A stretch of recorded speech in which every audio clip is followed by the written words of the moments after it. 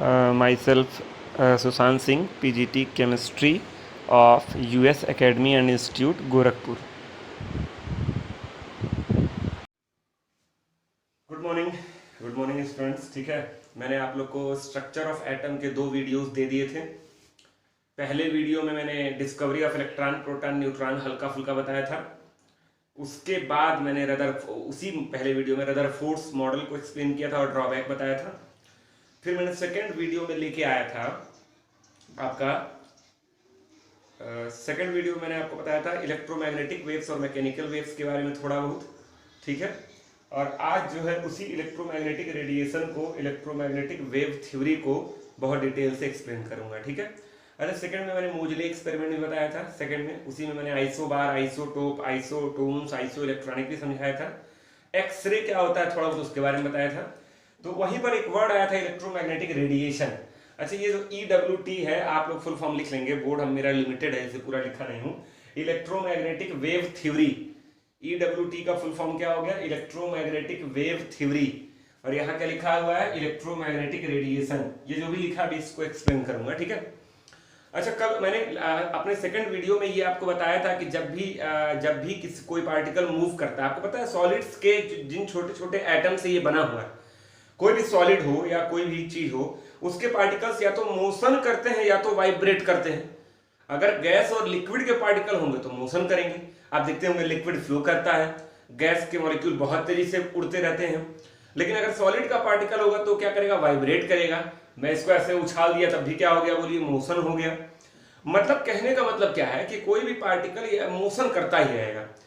ठीक है, ये वाइब्रेट करेगा या मोशन करेगा। वाइब्रेशन और मोशन के दौरान 2 तरह की वेव उनके साथ जनरेट होती है। 2 तरह की वेव, बहुत ध्यान सुनिएगा। वाइब्रेशन और मोशन के दौरान 2 तरह की वेव जनरेट होती है। एक होती है मैकेनिकल वेव और एक होती है इलेक्ट्रोमैग्नेटिक वेव या इलेक्ट्रोमैग्नेटिक रेडिएशन।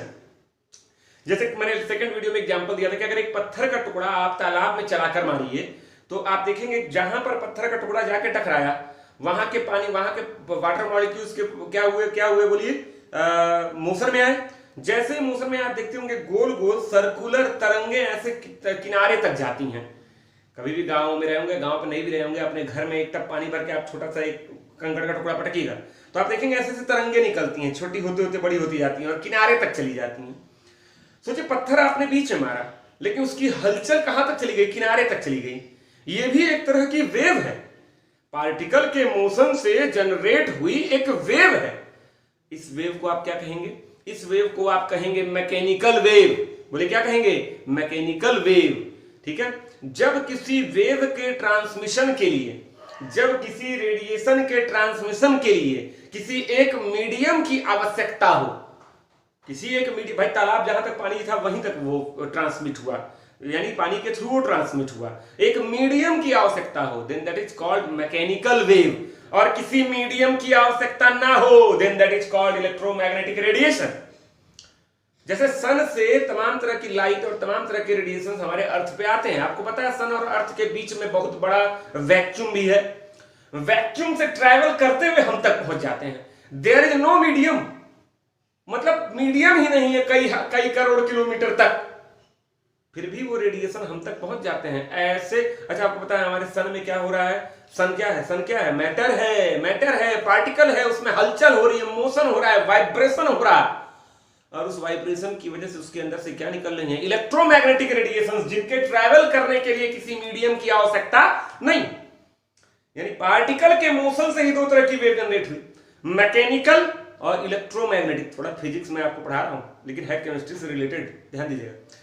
तो मैकेनिकल वेव और इलेक्ट्रोमैग्नेटिक रेडिएशन, तो दोनों में डिफरेंस कोई पूछे तो मैकेनिकल वेव के लिए मीडियम की आवश्यकता है और इलेक्ट्रोमैग्नेटिक रेडिएशन के लिए किसी मीडियम की आवश्यकता नहीं है। कोई कहे एग्जांपल देके समझाओ तो पत्थर और तालाब वाला मैकेनिकल वेव हो गया और सन और अर्थ के बीच में जो रेडिएशन आ रही है इलेक्ट्रोमैग्नेटिक रेडिएशन हो गया। ठीक, ये जो कुछ भी मैं बता रहा हूं इसी थ्योरी के अंदर आ रहा है, इलेक्ट्रोमैग्नेटिक वेव थ्योरी के अंदर ही सारी बातें हैं आज के वीडियो की। ठीक, अब देखिए इलेक्ट्रोमैग्नेटिक रेडिएशंस के कुछ कैरेक्टरिस्टिक्स होते हैं। कैरेक्टरिस्टिक्स मतलब उनकी कुछ विशेषताएं होती हैं।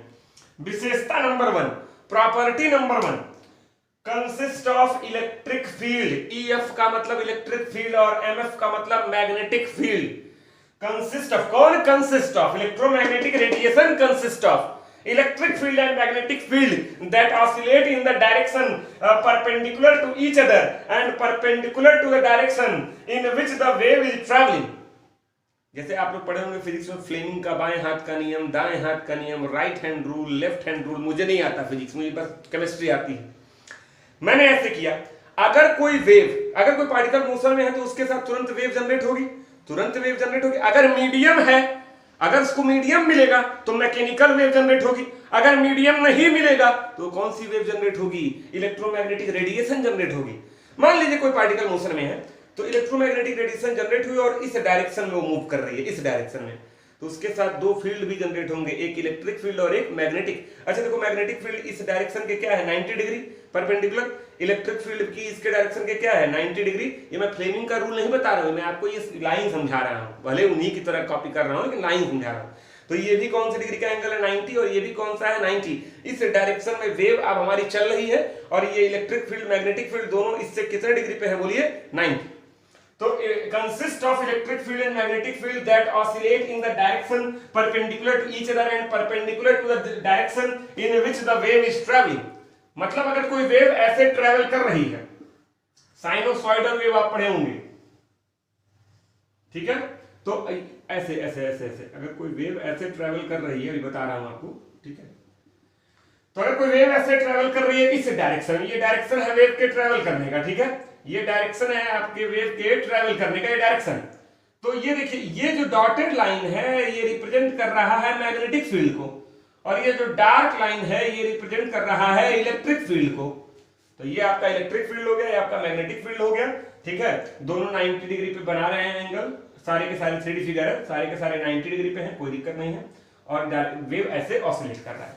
मतलब जब भी कोई पार्टिकल मूव करता है, अगर उसको मीडियम नहीं मिला तो इलेक्ट्रोमैग्नेटिक रेडिएशन जनरेट होगा, और उसके साथ दो तरह के फील्ड जनरेट होंगे, इलेक्ट्रिक फील्ड और मैग्नेटिक फील्ड। दोनों एक दूसरे के भी परपेंडिकुलर होंगे, इलेक्ट्रिक और मैग्नेटिक दोनों एक दूसरे के भी परपेंडिकुलर होंगे, और जिस डायरेक्शन में वेव जा रही होगी उसके भी परपेंडिकुलर होंगे, आपस में भी परपेंडिकुलर और डायरेक्शन के भी परपेंडिकुलर। ये पहली प्रॉपर्टी है किसकी? इलेक्ट्रोमैग्नेटिक रेडिएशन की। दूसरी, सारे के सारे इलेक्ट्रोमैग्नेटिक रेडिएशन, मैं कुछ इलेक्ट्रोमैग्नेटिक रेडिएशन का नाम ले रहा हूं। एक होता है रेडियो वेव्स, एक होता है टेलीविजन वेव्स, एक आपका होता है माइक्रोवेव्स, ठीक है? एक आपका होता है इंफ्रारेड, सन से 3 मेजर रेडिएशन निकलती है, इंफ्रारेड, विजिबल और अल्ट्रावायलेट। एक आपका होता है एक्स रे, कल बताया था लास्ट वीडियो में। एक आपका होता है गामा रेज, एक आपका होता है कॉस्मिक रेज। ये सारी की सारी इलेक्ट्रोमैग्नेटिक रेडिएशंस के एग्जाम्पल, ठीक है?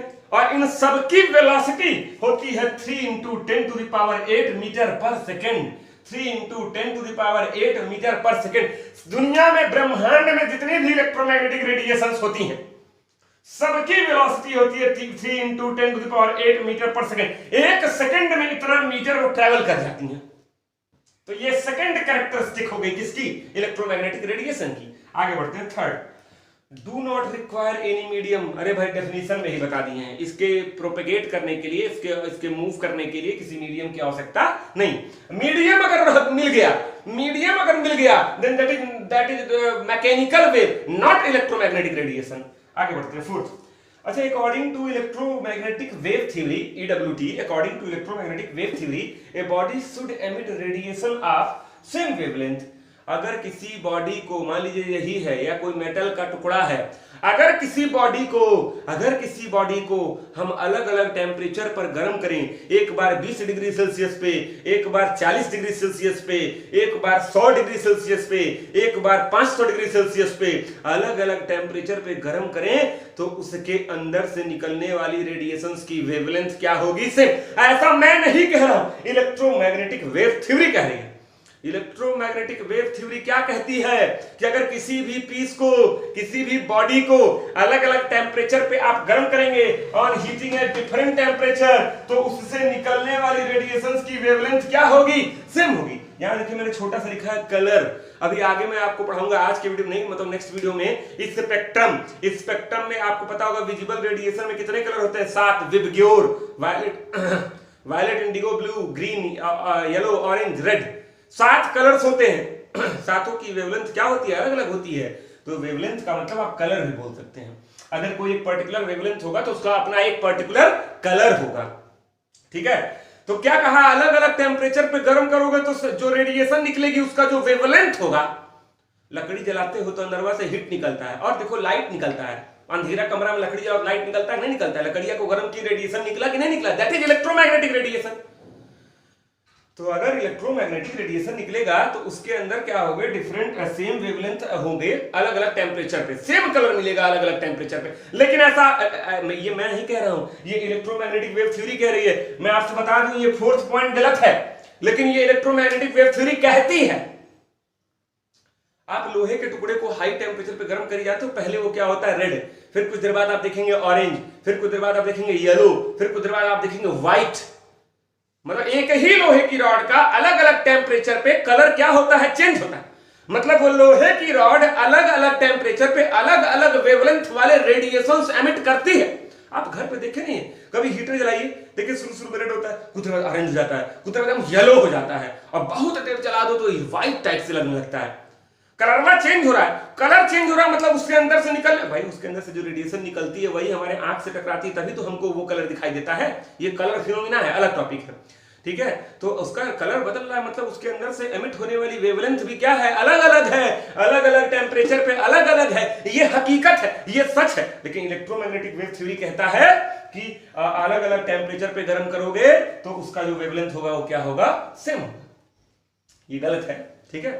आगे अभी आप पढ़ेंगे limitations of electromagnetic wave theory, तो उसी में आपका आता है ब्लैक बॉडी रेडिएशन, और आता है आपका फोटो इलेक्ट्रिक इफेक्ट, और आता है आपका हाइड्रोजन स्पेक्ट्रम।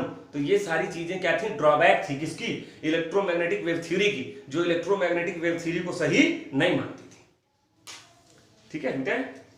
इसको आप बाकायदे नोट कर लेंगे, कोई आपसे पूछेगा इलेक्ट्रोमैग्नेटिक वेव थ्योरी, पूरा ये बता देंगे, EF electric field, MF magnetic field, EWT electromagnetic wave theory, बाकी सब लिखा है।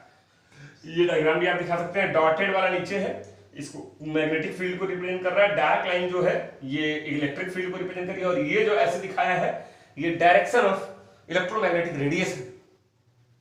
चलिए आगे बढ़ते हैं।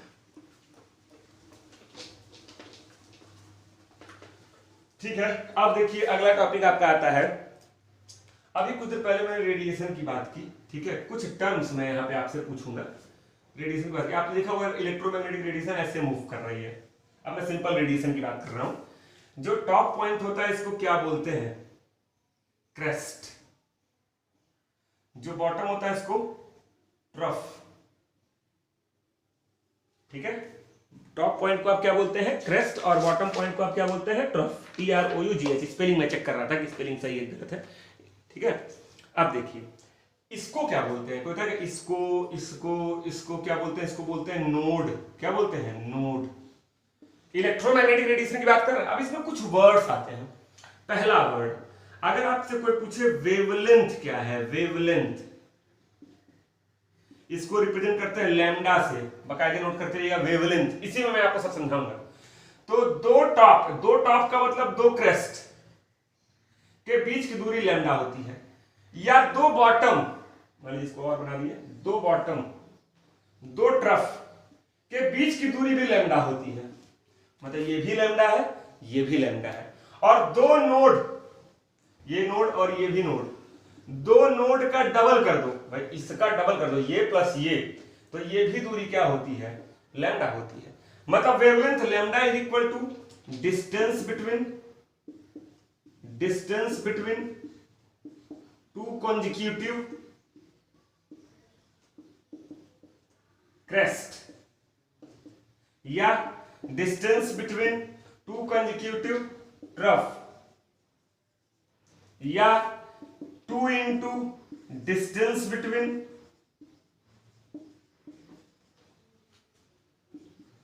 टू कॉन्जिक्यूटिव माने लगातार, कॉन्जिक्यूटिव नोड।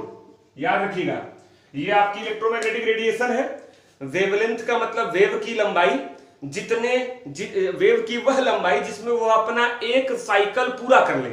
भाई देखिए ये टॉप से चला, यहाँ एक्सिस पे आया, फिर नीचे गया, फिर एक्सिस पे आया, फिर टॉप पे आया, तो टॉप से अगेन टॉप पे आने पे जो डिस्टेंस ट्रेवल किया, दैट इज वेवलेंथ। वेव की लंबाई वही तो हुई, एक साइकिल पूरा करने में जो डिस्टेंस, अच्छा साइकिल कब पूरी होती है, जब एक्सिस से चले और एक्सिस पे आ जाए, यहां से चला और यहां आ गया, तो दो नोड, देखिए एक नोड और दो नोड, तो दो गुणे distance between to consecutive nodes, ठीक, या वही टफ वाला डिस्टेंस जहां से चले, जब वहीं घूमकर, अब कोई रेडिएशन यहां से चल रहा है और घूमकर यहीं पहुंच जाए, ठीक है, तो वो भी आपका क्या हो जाएगा, वेवलेंथ। मतलब जहां से चले फिर वहीं पहुंचे, यहां से चले फिर यहां पहुंच गया, यहां से चले फिर यहां पहुंच गया, तो ये डिस्टेंस लैम्डा।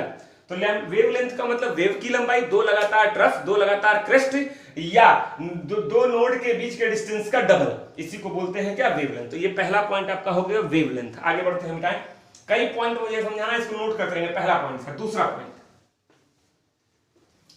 फ्रीक्वेंसी।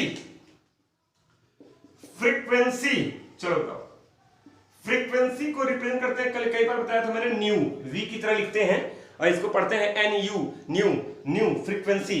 फ्रीक्वेंसी का मतलब होता है, जैसे मान लीजिए दो बच्चों में झगड़ा हो गया, दो बच्चों में झगड़ा हो गया, दोनों एक दूसरे को लगे मारने, एक बच्चे ने दूसरे को मारा 1 सेकंड में 50 झापड़ और दूसरे ने मारा 1 सेकंड में 10 झापड़, ये बताओ किसकी फ्रीक्वेंसी ज्यादा है। फ्रीक्वेंसी का मतलब कितने कम समय में आप कितनी बार मार रहे हैं, मतलब दो बच्चे एक दूसरे से मार कर लिए, एक मिला मारा 1 सेकंड में 50 झापड़, दूसरा मार रहा है 1 सेकंड में 10 झापड़, तो किसकी फ्रीक्वेंसी ज्यादा है, जो 50 झापड़ मार रहा है। तो फ्रीक्वेंसी किसके टर्म में आप निकाल रहे हैं, ठीक है, टाइम के टर्म में निकाल रहे हैं, ठीक है।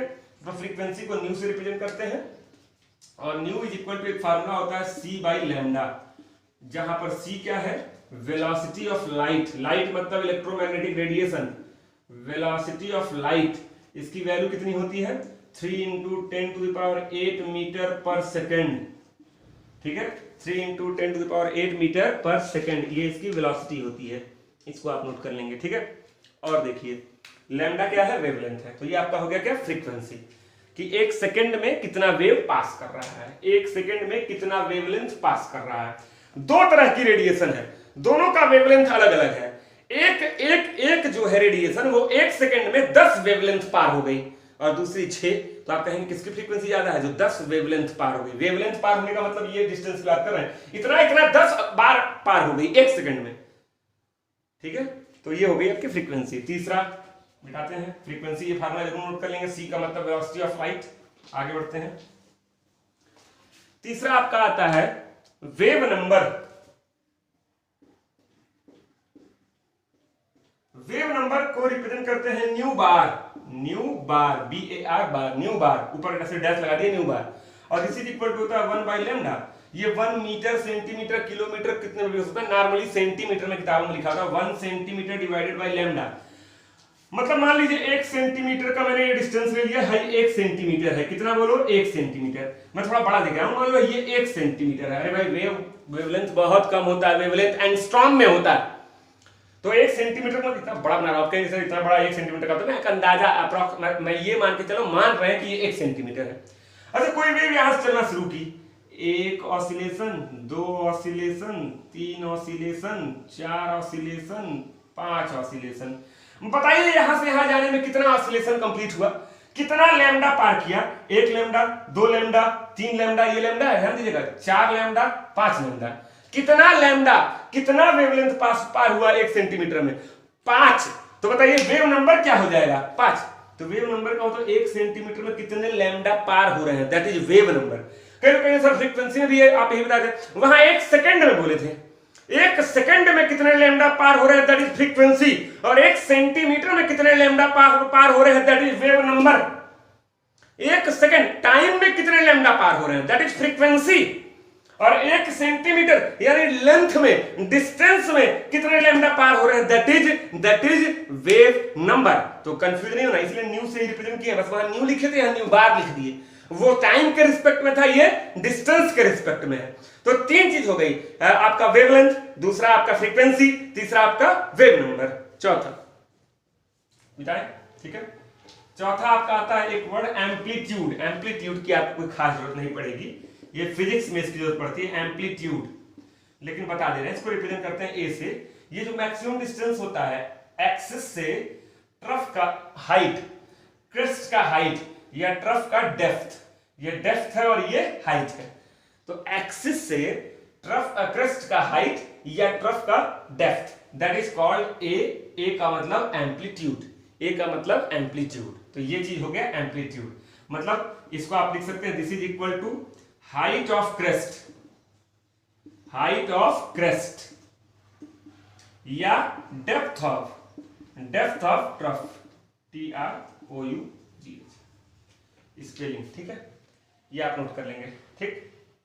हाइट ऑफ क्रेस्ट या डेप्थ ऑफ थ्रोट, ये आपका हो गया एम्पलीट्यूड। नेक्स्ट आगे बढ़ते हैं। अगला आपका आता है एम्पलीट्यूड के बाद टाइम पीरियड, ठीक है, टाइम पीरियड। अरे टाइम पीरियड मतलब क्या, टाइम, अबे टाइम पीरियड का मतलब क्या हुआ, टाइम कैपिटल T। और ये जानते हो क्या होता है, एक साइकिल जब कोई वेव प्रोपेगेट करती है तो एक साइकिल पूरा करने में जितना समय लगा, टाइम पीरियड है तो ये टाइम है, कितना समय लगा एक साइकिल पूरा करने में, that is known as time period. एक साइकिल पूरा करने में कितना समय लगा, दैट इज टाइम पीरियड, ठीक है। तो T इज इक्वल टू होता है 1/न्यू, न्यू का मतलब फ्रीक्वेंसी, ये फार्मूला है। तो time period is equal to 1/न्यू, याद रखिएगा। तो 5 चीजें हो गई। पहला वेवलेंथ, दो क्रेस्ट, दो ट्रफ या दो नोड के बीच का डबल, दैट इज वेवलेंथ। दूसरा फ्रीक्वेंसी, 1 सेकंड में कितना वेवलेंथ पार किया। तीसरा वेव नंबर, 1 सेंटीमीटर में कितना वेवलेंथ पार किया। चौथा एम्पलीट्यूड, हाइट ऑफ क्रेस्ट और depth of trough is called amplitude. और पांचवा टाइम पीरियड, एक साइकिल पूरा करने में कितना समय लगा, दैट इज टाइम पीरियड। तो मैंने आपको क्या डिस्कस किया, EWT इलेक्ट्रोमैग्नेटिक वेव थ्योरी, उसमें 4 पॉइंट्स है। इलेक्ट्रोमैग्नेटिक वेव थ्योरी के ट्रैवल होने के लिए किसी मीडियम की आवश्यकता नहीं है, मीडियम है तब वो हो जाएगा, नहीं है तो भी हो जाएगा, ठीक है। अच्छा, अगर इलेक्ट्रोमैग्नेटिक रेडिएशन ट्रैवल कर रही हैं तो उसके साथ 2 फील्ड एसोसिएट होंगे, एक इलेक्ट्रिक और एक मैग्नेटिक। इलेक्ट्रिक मैग्नेटिक आपस में भी परपेंडिकुलर होंगे और डायरेक्शन के भी परपेंडिकुलर होंगे, कोई मीडियम की आवश्यकता नहीं होगी। उसके बाद क्या बताया था मैंने कि अगर अलग अलग टेम्परेचर पे किसी बॉडी को आप गर्म करेंगे तो उससे निकलने वाली वेवलेंथ क्या होगी, सेम होगी, कलर क्या होगा, सेम होगा। लेकिन ये पॉइंट गलत है, यही लिमिटेशन बन के आगे आएगा ब्लैक बॉडी रेडिएशन में और फोटो इलेक्ट्रिक इफेक्ट में और हाइड्रोजन स्पेक्ट्रम में, आगे आएगा धीरे धीरे, ठीक है। उसके बाद मैंने बताया इलेक्ट्रोमैग्नेटिक वेव, इलेक्ट्रोमैग्नेटिक रेडिएशन से associated 5 word, wavelength, frequency, amplitude, wave number और टाइम पीरियड, ठीक। पांचों का फार्मूला भी छोटा छोटा है, याद रखिएगा। Time period T is equal to 1/न्यू, फ्रीक्वेंसी, ठीक है, new is equal to C/λ, ठीक है। तो ये सारी चीजें आप याद रखेंगे बड़े आराम से। अब इसको मिटाते हैं, आगे बढ़ते हैं।